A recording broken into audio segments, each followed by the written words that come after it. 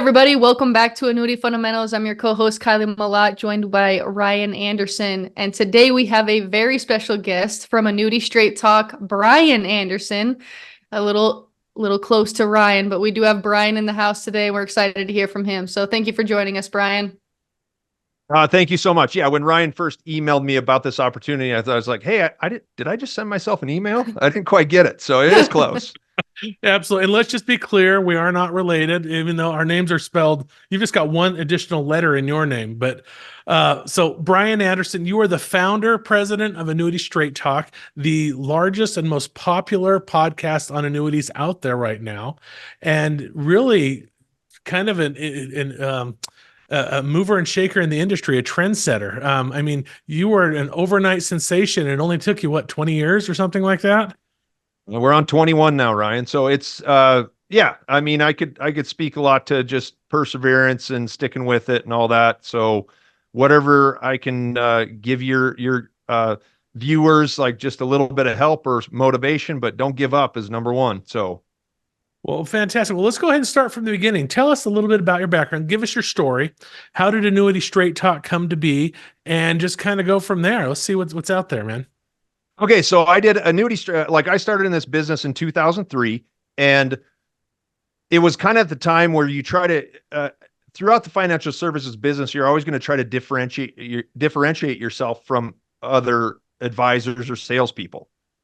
Why would someone do business with you? And it's, are you smarter? Are you better looking? Are you more fun? Are you a great guy? Whatever it is. And I decided I had to be better. At the time, it was kind of like the thump value of, you know what, you should write a book. You should publish a book. I don't know if you guys remember that, but 20 or so years ago, that was kind of a cool deal to self-publish a book. And that sounded like a lot of work to me. But in my first year in the business, I fell into an opportunity to sell an annuity, and I sold a fixed annuity to a friend's mom. I got kind of addicted to the paycheck. Was pretty cool. I mean, I think I made $2,500 on the sale. I had to split it with an older agent because I didn't know anything about annuities. Yeah.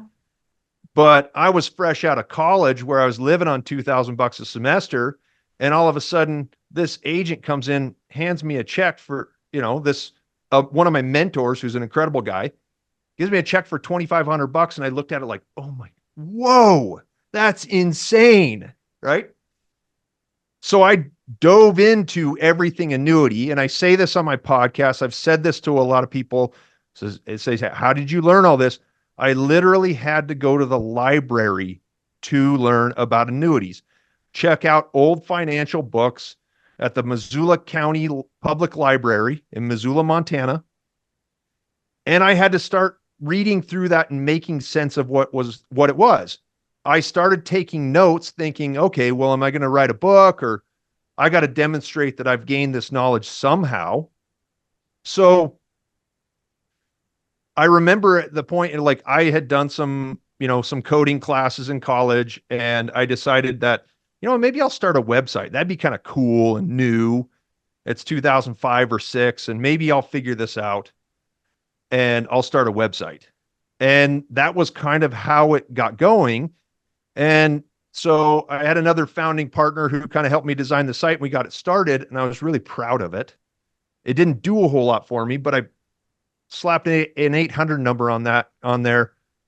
And I don't know, a few months later, randomly, I wasn't even thinking about it, but somebody from Arizona gave me a call. I thought, oh my goodness, wow, this could actually turn into something, right? But really it was like, I started by teaching myself so that I was prepared to handle a case the next time it came in. $2,500 was real nice, but I didn't want to split it with the other guy if I didn't have to. I think that's amazing. I love that you said teaching myself. I think there's a lot of agents who get online and they look at a podcast or a video and they say, okay, tell me what I need to know. And that's exactly what I'm going to do. Right. But it's more than that. You do have to read. You do have to educate yourself. It's not just watching one video and feeling like, oh, I'm good. I know everything I need to know and I can go out and sell.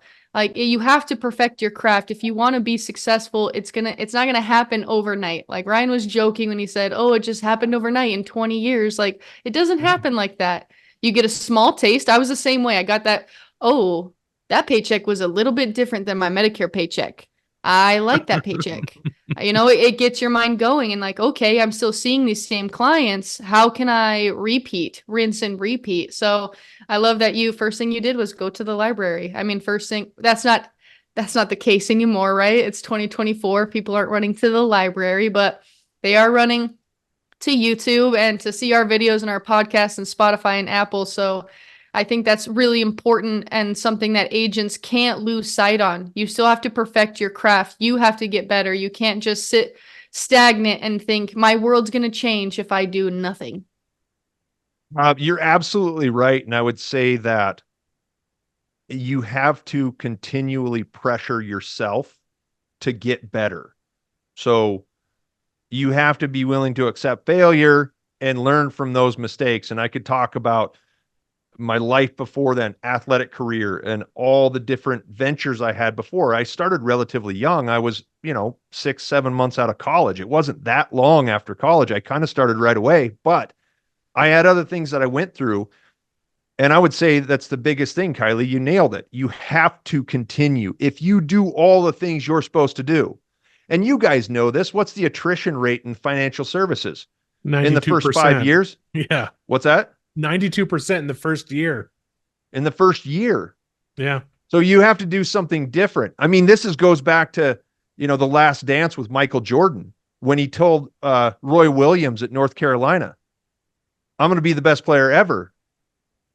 And Roy said, well, if you're going to do that, you have to work harder than anybody else. So you can't do what the 92% of people that fail do. No. And it doesn't mean you have to meet with everybody you possibly can. Everybody should know what you're doing. And just like my very first annuity sale, I did that. And so, hey, my mom's got a death benefit check. Her second husband passed away and she thinks an annuity. Do you know what that is? No, I don't, but I'm going to figure it out, and you just keep doing that. And obviously you guys know products evolved. And so that gives you, like Kylie said, gives you the opportunity, and actually you're required to, give yourself, you put requirements on yourself. It's like, if something new comes out in the annuity world to me, I dig into it and I figure out exactly what it means. Let's talk about that for a second here. Now, if we go back and I look at your videos, your podcast, it's amazing. And it's really, it's, and when I say it's the largest one out there, it really is. I mean, and I look at your first videos, like, what's a fixed annuity? What's this? And you go through and they're just little 3-minute segments on education. And as you watch it through that process, there's a lot more maturity. And I mean, I just read the one you did here recently, or I was doing some research and I found the one on the Allianz ABC, and you went through and you spent a half hour tearing into this thing. And it was, and as far as it, and I got to be honest with you, I like the Allianz ABC. And when he was sitting there, it's like, I'm talking to him next week. We're going to have words. And, but it was as I heard your, let's do it. but the fact that you brought up points, this is a product that I have put literally millions of dollars into. I have, and it's like, I'm supposed to be a professional. I didn't know that. And as you go through, what kind of systems do you personally put on yourself to go through on a week-to-week, a day-to-day basis to make sure that you stay at the top of your game? And let's be very clear here. Do you mind if do you want to say what your annual personal production is, and then the process to get to that level? We want to make sure people know exactly who we're talking to here, if you don't mind. And what's possible. No, that's fine. I guess, I mean, I don't measure myself by production or income. And I've been to several, seminars or get-togethers with other really good agents. And, the first one I did, I mean, I have consistently produced 20 to 30 million a year for the last, 5 or 6 years. And before that, I mean, my first double, 8-figure annuity sale year was probably 13 years ago. Yeah. So I've been consistently selling a lot of annuities. And I honestly don't think that a new agent should focus on that, just because you're confining yourself to a goal. And if you don't hit it, then you're not going to get there. I did 40% of my revenue last year from November 15th through December 20th. if you are, the biggest thing is to be active. Tell everyone you're doing it. Do your classes, your seminars, meet people, do them a service, whether it means something for you or not, whether you make money or not, and it's going to come back to you. And that's how you do it. And if you do that over and over and over again, there will be lean years and there'll be scary times. It'll be very challenging. It's supposed to be. You don't get to where I am right now by you don't just fall into it. I didn't. I mean, I had my entire family. Why don't you just go get a job?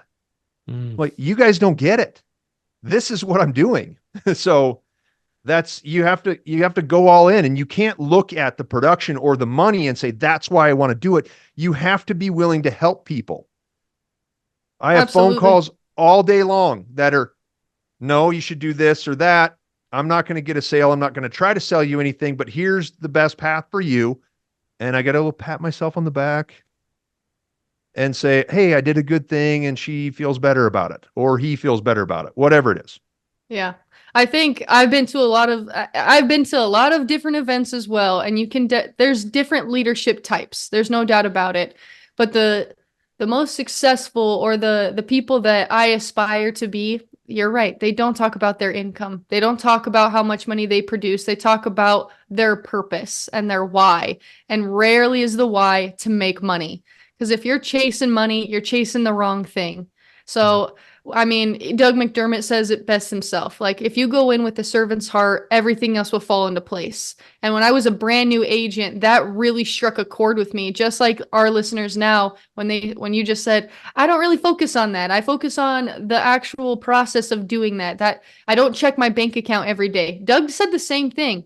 He said, I don't check my bank account. I knew that if I did what I was supposed to do, money would be there.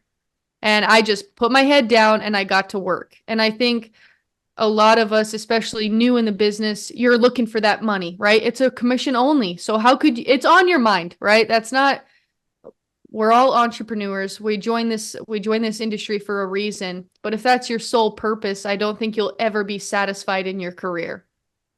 I agree with you 100%, Kylie. I think, and again, at one conference I went to last year, very top level advisors, and I would consider myself middle of the pack. And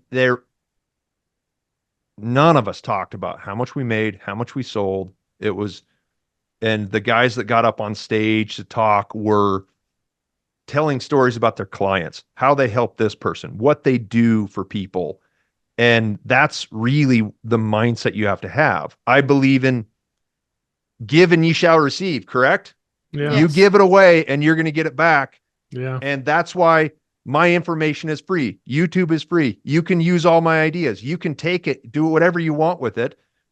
I tried not doing that 10 years ago and people were stealing it anyway. So I take a page from my dad's book, who's the most generous person I know. And he says, nobody ever has to steal anything from me because I'd give it to them if they really need it. There you go. Let's talk a little bit about that. As far as that, one of the things that really has you stand out with now, I from other heavy producers that I know, that I've been to those annual events, and you get the guys to stand up on stage, and quite often the story is, yeah, this is the annuity guy in the office, and he's got 20 agents feeding him leads, or they've got some mechanism behind it. Now you have a mechanism behind you, but you have built it, and it's not built on the shoulders of other agents. Kind of give us your you do a lot of things between the podcast, between your weekly newsletter, between writing a book, between the marketing channels you've got. You've got a lot of things that you've spent a lot of time refining and building that most people, one, don't even have a clue where to start with, or the amount of time and management to get it up and running and to successfully make it work. Well, I do have people behind the scenes that are working on the website, the marketing, and all that stuff. But remember when I said I had to go to the library to learn it? I mean, kind of one of my first goals with doing this was, and we could spend time talking about Google and internet searches and all that stuff, because the tables have kind of turned a little bit. I wanted to be the place where people could get answers. I couldn't find them when I started. How was I supposed to figure it out as a young agent? when there was nothing available to do it. So how are they as consumers supposed to figure it out? They can't. You can't have one product. You have to have a cursory knowledge of the entire business. I don't sell variable annuities, but I meet 2 people a week who like the guy that's selling, understand the product, realize what they're getting into. I'm not going to get in the way of that. I remember back in 2008 or 9, when this whole thing started, one of the very first people I worked with was being pitched a MetLife variable annuity. Where was I going to get information on that to figure it out? He sent me the prospectus. I spent a weekend and read every page, 189 pages of the variable annuity, made highlights, made notes. Okay. And then 10 years later, I decide, oh, I'm going to write a newsletter and do a podcast on a simple guide to variable annuities. So at least people who may be interested in buying a product that I don't even sell can get good information and reasonable stuff outside a sales pitch. Yeah. And that I think just goes back to the service side that Kylie, that you brought up. Yeah, I think, and more people need that, right? I feel like we live in a world right now where everyone's like, why do you want to know that? What are you after me for? You know? And like, I think the approach you've taken is let them come to me. I'm not going to chase them. I mean, we learned a long time ago, a no is just as powerful as a yes. So if they're telling me no, okay, next. You weren't the right fit for me. And I think more often than not, agents really get hung up on like how to save the sale. Well, you can't save a sale that was never yours. If someone's looking at a product that you don't know very well, they're not for you. I mean, you literally said, I do what I do best. And if they're looking for a variable annuity, that's not me, but I can help them in certain areas, but that's just not what I do. And I think that can give a lot of peace to new agents who are like, okay, I don't have to have it all figured out right away. I can start small. I can start with the FIAs, the fixed index annuities, and then move from there. And I think that gives them some perspective. I mean, you've been doing this 20 plus years and you're still saying, yeah, I know about that, but I'm not your guy. You can go to him though. And I think there's power to that really a sense of self of, you know what, I know what I'm good at and this is what I'm good at and I can help you all day. Other people have certain skill sets and let them help you. Absolutely. And start with the simplest stuff first, the easiest things to do. That's where you learn, because you've got to understand the building blocks of the products themselves and the actuarial calculations that go into creating them. You got to come in with a mindset, hey, how does this work? Mm-hmm. You can't just say, oh, this is the deal, because somebody's going to ask you, how does it work? How does this work? What does this mean? Page 73 of the contract says this. What do they mean by that? And if you're wet behind the ears and have never looked at it yourself, then you're going to stutter and not know how to answer it. I can't, and that's what I always tell people. I can answer almost every question, but the ones I can't, at least I know who to ask, who to call, who to get. But start with the simple stuff and building blocks go up to that. So it's really simple, and it's just a process. It takes time. I remember the first time I was sitting in a client's house and I was explaining to them, I was making a pitch for some product, and I had the illustration out there, and I had a basic understanding of this. I knew what as far as it was a 10-year contract, I knew what the surrender periods were. I knew what the penalty phases were. I knew that it was an accumulation product. And no, it might've been income. I think it was an income product. Take that back. And then they had the market value adjustment column. They said, so what is that? Deer in the headlights. I had no idea how to explain what a market value adjustment was. I had no idea but how does it work with this penalty? Because they said it's 9% here, but that's more than that. And this little MVA column here in the middle, and trying to go through and do that. And it was just, I felt like an idiot because I just assumed it was like a med sup where I went in there and it was just like, oh yeah, it's something you need. It'll be good. Close. I didn't do my homework. And it was like, oh man, it was humiliating. And well, for any of your agents out there that might be faced with the same thing, I have an entire podcast on that. Okay. All right. Well, let's do the plug. What is your podcast? Where do we find that? Annuity Straight Talk podcast on YouTube. It's hosted. The podcast itself is on CastHost, but can be found on any of Google Podcasts, Apple, Spotify, all that stuff. And most people like the YouTube channel, which is just simply search Annuity Straight Talk. and there's 141 episodes out. There's going to be one every week, or for the most part every week. A lot of case studies, Q&A, all that stuff, common things. And over time, we're going to update past stuff because information changes, rates change, things have to be done a little bit differently. So we kind of keep an eye on that, but it's out there, and it's a good resource for agents to do it, to use it, because it is a great place to learn about stuff. And I get calls from empowered clients. I did a really huge sale today. First call with a client. He watched a dozen other podcasts. They all kind of fit his situation. And he came in, and it was kind of just the formalities. This is what I'm doing. What do you think? Done. And if you add that, if you sharpen yourself that way, you're going to figure it out the same way I did. And go ahead, start a YouTube channel. It's fine. Go ahead. Everybody needs a different voice. I can't sell all annuities. Yeah. Some people don't like me. That's okay. I don't have a problem with that. Yes, he says some people when he says one person, right? There's not many people who are a big fan of Bryan Anderson. I appreciate that. I think it's also interesting that we need to keep learning. And Annuity Fundamentals, that's what our class and our whole course is about, right? It's the fundamentals of annuity, how to explain, how to read an illustration, and then how to explain it. But products are always changing. So that's when it's the agent's responsibility to learn them, and before you present an illustration, you should have read it. You should know what you're presenting. I think there's a lot of agents who want to get rich quick. I think there's a lot of people who want to get rich quick and do the bare minimum with the biggest surprise at the end, the biggest prize at the end, right? And I think in order to have your success, I think it's consistency. It's dedication. You didn't get here by accident. I know we're joking and like, yeah, I just made a website and here I am. It didn't work like that. And we all know it. It takes time and effort and a lot of worry, especially at night. Okay, when's this going out? What does this look like? And it's just constantly trying to better yourself. And I think that's what separates the 92% and the 8% who are successful. You have to have that long game. You know what? This might not be my driver now, but it's going to be doing things for me in a year from now. So I need to keep doing what I'm doing. And I think more often than not, people say, you know what? He could do it because he's better than I am. I could never do what he does. But the truth to be told, everyone can learn. It just takes time and dedication. And I think new agents want it done quick. And this isn't a quick thing. It can't happen overnight. It does take time.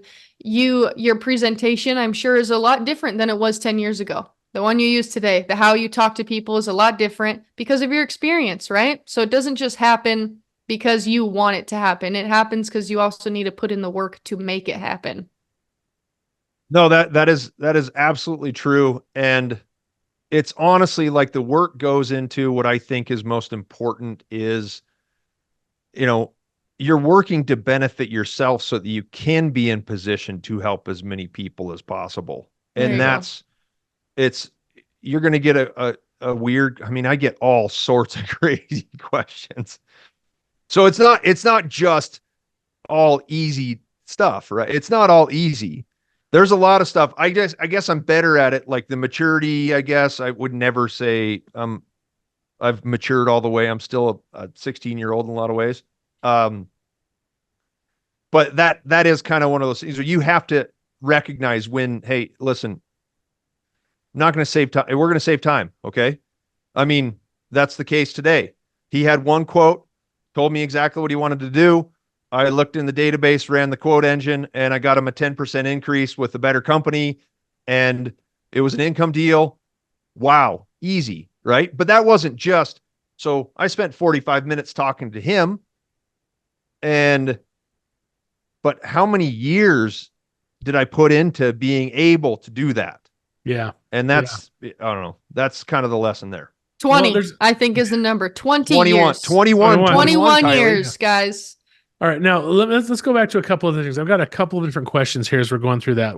One of the things you say really strikes a chord with me. And when I'm meeting with folks, that when I meet with somebody, my goal is to leave them better than I found them, whether I do business with them or not, whether I don't do business, whether that's some lady that I just meet in the grocery store, whoever it is, that if I go out of my house in the day, it is like everybody I meet, a smile, a hello, holding the door open, leave them better than I found them. And if we've got a new agent that is going through here that they're looking to, I want to get started in this. You had mentor when you that helped you with this. What do you think was the single biggest, most impactful experience you had early on in your first year that like, all right, the aha moment, this is really what I want to do? I mean, other than a $2,500 check. I mean, was there anything like that? No, it really was. And this is kind of something else. I wanted to say this in a different way, but you also, when we talk about educating yourself, you also have to do it so that you believe in it. Yeah. You have to believe in it. And some people just won't. You take not to pick on anyone, Merrill Lynch investment advisor, he doesn't believe in it. So you're never going to convince him otherwise. And if you can't do that for yourself, and I mean, I spent a lot of years early in my career trying to prove myself wrong, pushing myself to failure. If I didn't believe in what I was doing, I would have quit. And the biggest, most impactful thing that I had in my first year in the business was the people I was surrounded with. And man, I guess I got lucky. Top-notch guys, big estate planning cases, all sorts of like crazy stuff. Those are the guys I learned from. And I saw the passion they put into it and realized they believe in what they're doing.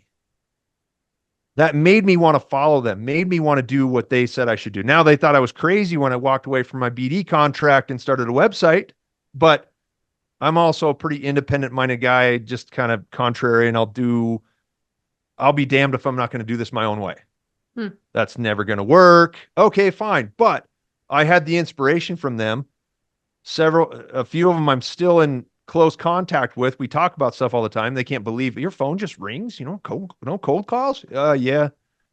That's the difference, right? But that would be the biggest thing, is having the inspiration of guys who believed in what they were doing. And so if somebody new can come in, maybe watch a couple of my podcasts, learn a few things, talk to you guys who've had success in the business as well. And if they see that you believe in it, then they're more likely to believe in it as well. I love that. When did you start marketing yourself? Like, how long in the business were you? And then was it just straight, like, did you do radio first, or was it just internet, or how did that what was your plan? I've never done radio. When I had all the, I had pages of notes and different ideas. It was 2008. So I was about 5 years into the business. I'd gotten better at selling annuities. I was selling fixed annuities, MYGAs and whatnot. Mm-hmm. They were paying 7%. The market was melting down. I had a big year in 2008, and I thought, man, I'd moved back to Montana, and I was like, well, it's kind of a small market here. What am I going to do? I was trying to figure out, hey, should I advertise in the local magazine? Should I put a billboard up at the airport? There's all these rich people coming to town. Put a big sign up by the baggage claim area at the airport. I was trying to figure out what I was going to do. And that's when I met, the guy who founded the website with me. And he said, I've been learning about internet marketing. I just kind of fell into it that way. I said, wait a second. I spent 6 weeks in taking all of my notes and putting it on a website. Not that that's a whole different story. That's the evolution of this website and the information that's out there. But that was kind of how it fell together. It's like, wait a second, maybe I should start a website. And then that's when I put it online, 800 number, and holy crap, somebody actually called me. So, so we're wrapping this up here. We're getting close to the end here. I just want to kind of do a quick recap on if I'm a new agent getting started. So what I heard is that systems are important, having something where you're consistently doing it every day. You need to believe in what you're doing, and you need to work hard. And most importantly, you need to educate yourself on what you're doing. Does that kind of summarize what you've told us here in the last half hour? Absolutely. And I would say that, not everybody wants to take the heat that I take from being online and leveling accusations, if you will, at certain salespeople and sales practices. So what you have to do from an education perspective, believing in it, educating yourself, is you have to know. I can tell you right now, if I get an angry phone call from anyone, professional or consumer, I am not worried about that. I know I can stand up for what I believe, and I know I can handle it. That's really kind of how it all ties together. It's like you want to be able to stand up for what you do and be proud of your accomplishments. That's, I think, kind of the cherry on top, really. Absolutely. Bryan, thank you so much. I mean, at the end of the day, what we want agents to get from this is let people know what you do. Start talking about it. Start talking about your plans. I mean, you started talking about your website. You started talking about the direction you wanted to go in, and then things and people fell into place. That is true in every sense of your life. Start talking about it. Let people know what you do and believe in it. What a pleasure it's been to have you on the podcast on this episode. Thank you so much. Hopefully we can have you back soon. But yeah, we appreciate all of those tidbits that really help agents take it to the next level and to stay mentally strong. This is a mind game for sure. Absolutely. No, thank you, Kylie and Ryan. It was great. The first time we talked, I would tell you, well, I don't really need, but you know what? I can tell you guys are genuine and doing it for the right reasons and for doing it the right way. If there's anything I can do to help or to provide content, I'm happy to do it. And it's great because I really think, sorry to put one more thing on there, sharpen everyone else as well. Yes. Let's lift the business up together.